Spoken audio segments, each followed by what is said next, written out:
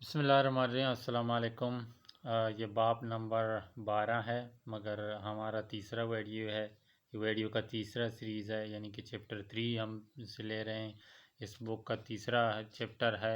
9 से अगर लोगे तो बाब नंबर 12 होगा। तो तीसरे में रब्त एंड कंट्रोल, यानी कि कोऑर्डिनेशन एंड कंट्रोल, ये इसका बाब है, चैप्टर है। तो इसके मौरूज़ी सवाल हैं जो EST, JVT, JET, EST के लिए हम तैयारी करवा रहे हैं। तो इसमें अक्सर आने वाले जो बुक में से आते हैं, ये 10th बायोलॉजी है। इसके बाद हम 9th 8th और 7th सबका बायोलॉजी और साइंस यानी कि मैथ और इस्लामियात पाक स्टडी का हमने किए हैं। 10th पाक स्टडी के और इसी तरह बाकियों के भी करेंगे। तो पहले सवाल से हम शुरू करेंगे।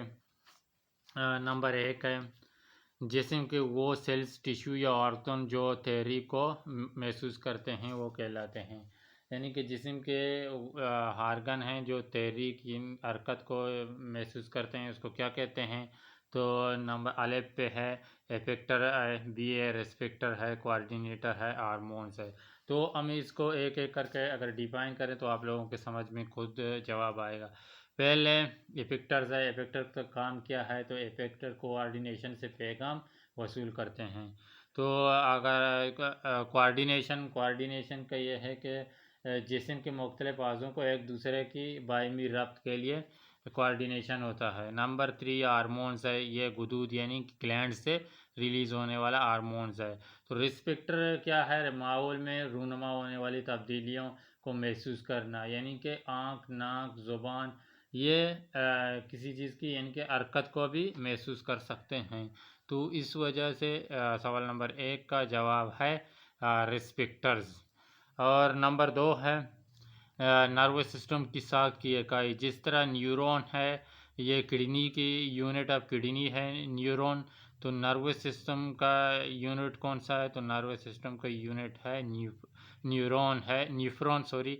न्यूफ्रॉन जैसे गुर्दे का यानी कि किडनी का इकाई है, और न्यूरॉन नर्वस सिस्टम का इकाई है। तो इसका जवाब न्यूरॉन है। दर्ज झैल में से कौन से चीज़ फोर ब्रेन का हिस्सा है? फोर ब्रेन का हिस्सा कौन सा है?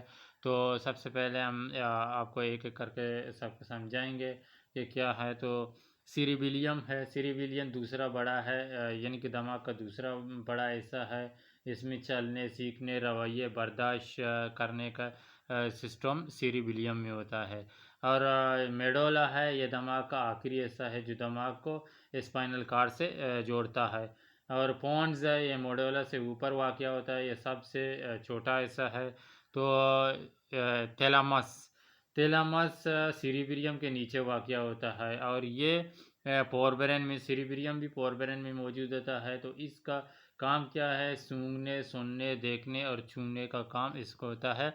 ये सीरिबिलियम के नीचे होता है, और सीरिबिलियम फोरब्रेन में होता है। तो नेक्स्ट सवाल है 4 नंबर। इसका है मसल्स की हरकत को कंट्रोल करने के लिए कोऑर्डिनेशन करता है। जो मसल की हरकत को कंट्रोल करने के लिए क्या कोऑर्डिनेशन करता है? तो हमने पहले ही सवाल में ये सबको डिफ़ाइन किया था। तो सीरिबिलियम है। सीरिबिलियम में क्या चीज़ था? तो सीरिबिलियम में था दूसरा बड़ा हिस्सा है चलने, सीखने, रवैये या बर्दाश्त करने। इस सवाल में क्या पूछ रहा है? हरकत। तो चलना एक हरकत है, तो इसलिए सीरिबिलियम इसका सही जवाब है। नेक्स्ट सवाल है, एक्साइन फायर के बंडल को कहते हैं। एक्साइन के फायर के बंडल जो होता है वो नर्व पे नर्व होता है। तो सवाल नंबर 6 है, आंख के डीले की दरमियानी तय कहलाती है। तो इसके जो पहले हम इसके जो जोज़ हैं यानी कि पार्ट हैं उसको बयान करेंगे। तो एस्क्लेरा किधर है? एस्क्लेरा बैरूनी तय में है, और रेटिना अंदरूनी तय में है। तो कोराइड है, कोराइड ये दरमियानी तय में है। तो हमें क्या पूछ रहा है दरमियानी तय का? तो दरमियानी तय का कोराइड है। नेक्स्ट सवाल है दरमियाना कान टिम्पानम के साथ जुड़ा होता है। दरमियाना कान टिम्पानम के साथ जुड़ा होता है। तो ये काकलियाँ काकलियाँ हैं। तो इसको हम आपको नक्शा दिखाएंगे तो आप लोगों को बेहतर समझ में आ जाएगा।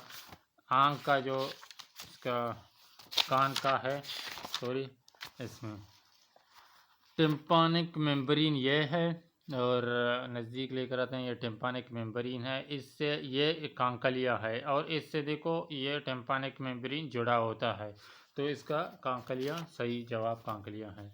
और नेक्स्ट सवाल नंबर 8 है, इंसुलिन और कोलोकागोन कारज होते हैं। इंसुलिन और कोलोकागोन कारज होते हैं। पहले हमें पता होना चाहिए कि इंसुलिन क्या है और कोलोकागोन क्या है।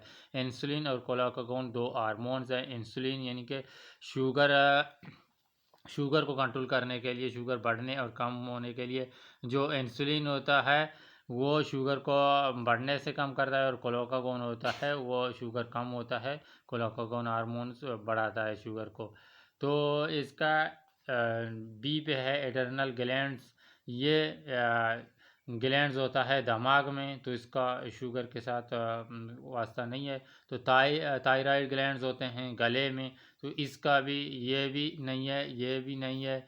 और ये टेस्टीज होते हैं, ये सेक्सुअल हार्मोन्स होते हैं मेल में, तो ये भी नहीं है। तो फिनक्रियाज जो होता है उसमें दो हार्मोन्स होते हैं, इंसुलिन और कोलोकागोन, जो शुगर को कंट्रोल करते हैं। तो सही जवाब अलिफ है। और नेक्स्ट है, जेल में से कौन सा अजाबी नुक्स है। अजाबी नुक्स यानी कि ये आप लोगों को पता होना चाहिए, इंग्लिश में आ गया तो नर्वस सिस्टम होगा। कौन सा, यानी कि नर्वस सिस्टम डिजीज़ है। तो नर्वस सिस्टम एम्फीसीमा तो हमने पहले भी आप लोगों को पहले चैप्टर में बताया था। ये किडनी का बीमारी है, फेफड़ों का, सॉरी, फेफड़ों का है, जिसमें सिगरेट पीने की वजह से होता है, तो ये नहीं है। तो यूरमिया भी नहीं है, ये पेशाब से वास्ता है।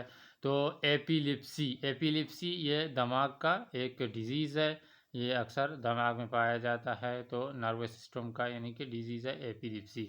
और नेक्स्ट है, एंड्रोजन और एस्ट्रोजन पैदा होते हैं। एंड्रोजन और एस्ट्रोजन पैदा होते हैं, तो एंड्रोजन और एस्ट्रोजन गोनाइड से पैदा होते हैं। ये एंड्रोजन और एस्ट्रोजन क्या हैं? ये दो हार्मोन्स हैं।